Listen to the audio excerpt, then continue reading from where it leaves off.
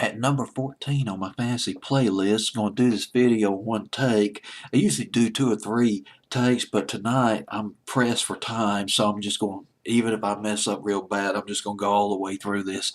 At number 14, up 2 notches from number 16 to Smithereens, Top of the Pops, fantasy playlist of October 12th, 1991. This was definitely an MTV hit. This was back in the MTV back in the days before the reality shows took over the network. Smithereens, they're from New Jersey. 4-man band. 3 of those guys went to high school together. They graduated. Those 3 guys graduated around 1975, and they formed the Smithereens with another fellow in 1980. And high velocity rock and roll. This is an interesting thing about the Smithereens. I remember back in the late 80s, you had the hair metal bands. You had Cinderella. You had Whitesnake, Poison. We're talking about 1988 when the 1987, 1988 when the Smithereens started to pick up momentum on the rock and roll charts. You had that. And then you also had the alternative rock and roll bands like the Cult.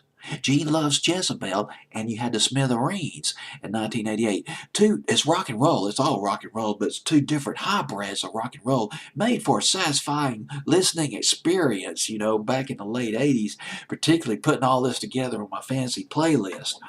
And Smithereens, Only a Memory was, remember one of the first songs I heard by them was Only a Memory.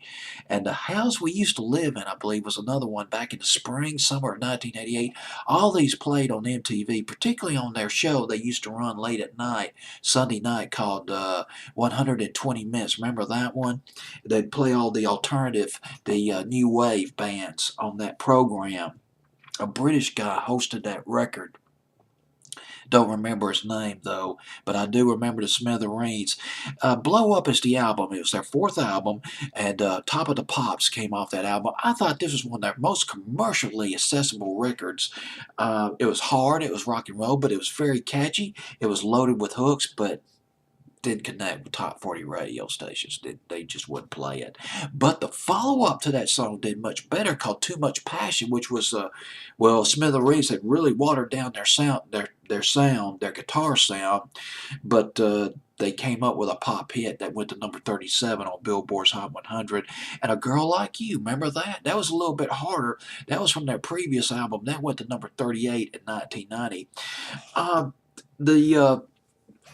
As far as influences go, the Smithereens, well, they influenced Kurt Cobain.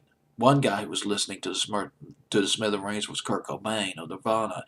He was writing the album Nevermind when the Smithereens picked up popularity in the late 80s, early 90s.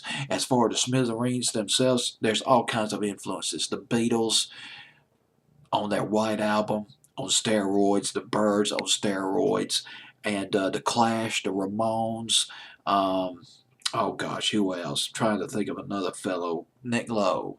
Nick Lowe, influenced by these people. Smithereens at number 14 on my fantasy playlist from Blow Up, Top of the Pops on my fantasy playlist.